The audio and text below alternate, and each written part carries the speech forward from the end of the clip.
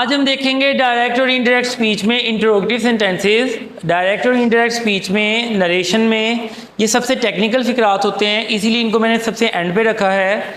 इसमें जो सबसे टेक्निकल पॉइंट ये है वो ये है कि जो सवालिया तर्ज होगी उसको सादा में कन्वर्ट करना है। आमतौर पे हम ये करते हैं कि जिस तरह का टेंस होता है उसको उसी तरह से सेंटेंस को हम चेंज करते हैं, लेकिन इसमें सबसे टेक्निकल पॉइंट हमने ये देखना है कि जो सवालिया तर्ज है उसको ख़त्म करना है। स्टार्ट करते हैं।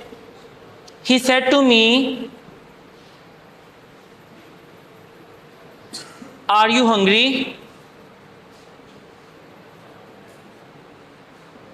अच्छा, अब इसमें देखा जाए अगर फ़िक्रे में, तो आपने फ़िक्रे को जब भी देखना है सबसे पहले आपने लास्ट पे देखना है कि यहाँ पे फुल स्टॉप है, साइन ऑफ एक्सक्लेमेशन है या इंट्रोगेटिव साइन है, सवालिया निशान है। क्योंकि इसमें सवालिया निशान है इसने हमें बताया, और हेल्पिंग वर्ब शुरू में आया, इससे पता चला ये सवालिया फ़िक्रा है।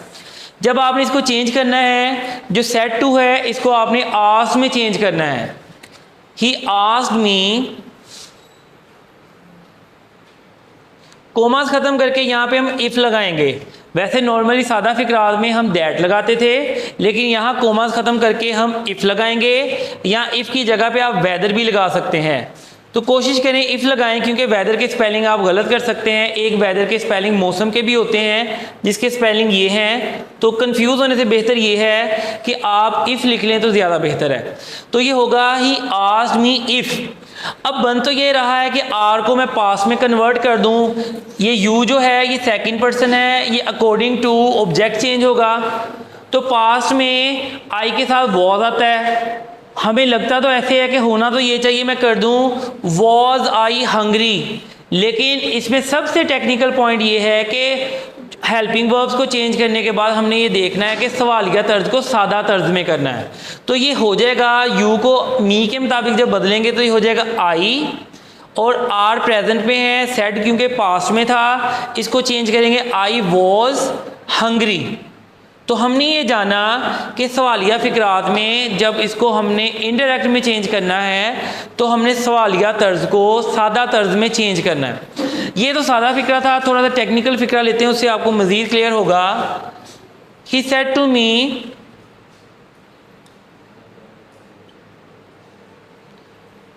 Do you live here. अब यहाँ आप देखें अगेन इंट्रोगेटिव साइन है, सवालिया निशान है, और हेल्पिंग वर्ब शुरू में है। तो इसको हम देखते हैं, यू जो है यू ने मी के अकॉर्डिंगली चेंज होना है, तो चेंज करते हैं इसको। तो ये होगा ही asked me if.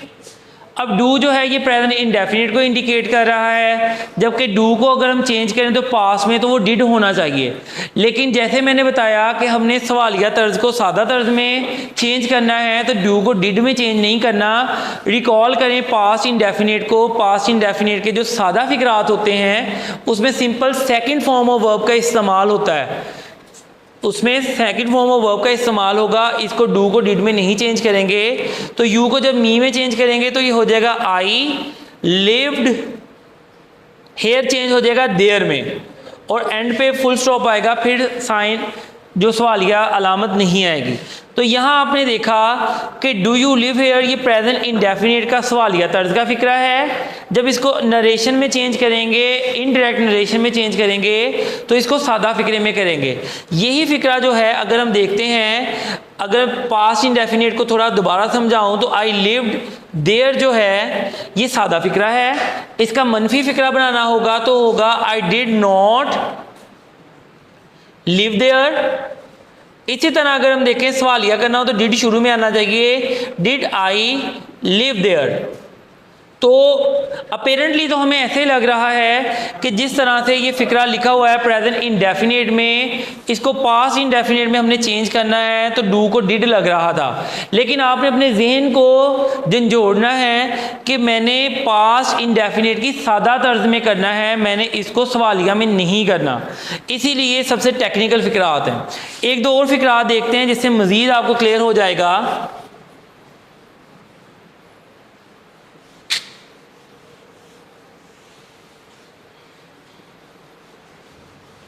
He said to me, can you help me? अब इसमें देखा जाए अगेन यहाँ पे सवालिया अलामत है, यू को हम चेंज करेंगे मी के अकॉर्डिंगली, तो ये हो जाएगा he asked me if, you me के अकॉर्डिंगली चेंज होगा इफ आई, कैन की सेकंड फॉर्म होती है could, if I could help me जो है ये चेंज होगा ही के अकॉर्डिंगली हेल्प हिम।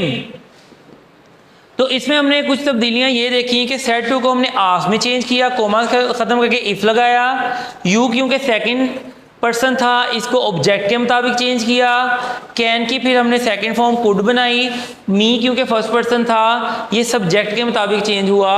इतनी ज़्यादा आप तब्दीलियां करेंगे उसके बाद पेपर में आपको 1 नंबर अलॉट किया जाएगा। तो डायरेक्ट इनडायरेक्ट काफ़ी टेक्निकल हैं, इसकी टेक्निकलिटी को समझना हमारे लिए ज़रूरी है। ये सवालिया तर्ज के एक तरह के फ़िक्रे थे, एक और तरह के फ़िक्रे होते हैं जिसमें WH फैमिली होती है। अगर वैसा फ़िक्रा पेपर में आता है उसका ट्रीटमेंट कैसे होगा देखते हैं। She said to me where do you live, तो इसमें देखें कि ये WH फैमिली में से आ गया, डायरेक्ट हेल्पिंग वर्ब से स्टार्ट नहीं हुआ, उससे पहले कुछ और वर्ड आए। अगर इस तरह का पेपर में फ़िक्रा आता है तो इसको इस तरह से करेंगे, शी आस्क्ड मी, यहाँ पे अब इफ़ नहीं आएगा, इफ़ आएगा वहाँ जहाँ डायरेक्ट हेल्पिंग वर्ब होगा। जब उसके अलावा कोई और वर्ड आएगा उस वर्ड को हम कॉपी करेंगे। अब डू यू लिव जो है ये प्रेजेंट इंडेफिनिट को शो कर रहा है, इसको पास्ट में चेंज करना है और पास्ट के सादा में करना है। यू जो है ये चेंज होगा मी के अकॉर्डिंगली, वेयर आई लिव्ड, यानी ये मैंने सेकंड फॉर्म लगाई, इसका मतलब मैंने पास्ट इंडेफिनिट का सादा बनाया। दोबारा रिपीट करता हूँ कि इस फिक्रे को अगर अपेरेंटली देखते हैं तो फिक्रा जो है वो प्रेजेंट इंडेफिनिट का सवालिया है। जब इसको इनडायरेक्ट नरेशन में चेंज करना है तो ये पास्ट इंडेफिनिट का सादा फिक्रा बनाना है। तो अगर ये हेल्पिंग वर्ब से स्टार्ट हो रहा है तो उससे पहले हमने इफ़ लगाना है। अगर WH family where, how, when, why वगैरह है तो उस वर्ड को कॉपी करने के बाद हमने सादा तरतीब करनी है। एक फिक्रा और देखते हैं WH फैमिली में से। She said to me how are you, again देखें हम कि ये WH फैमिली में से है तो ये हो जाएगा शी आस्क्ड मी, इफ नहीं आएगा हाउ, यू चेंज होगा मी के मुताबिक, हाउ आई वॉज, क्योंकि इज हमारा प्रेजेंट में इस्तेमाल होता है, वॉज वर्ब पास्ट में इस्तेमाल होता है। तो इसको देखें, इसकी प्रैक्टिस करें। ये सबसे ज़्यादा टेक्निकल फिक्रात हैं डायरेक्ट और इनडायरेक्ट में।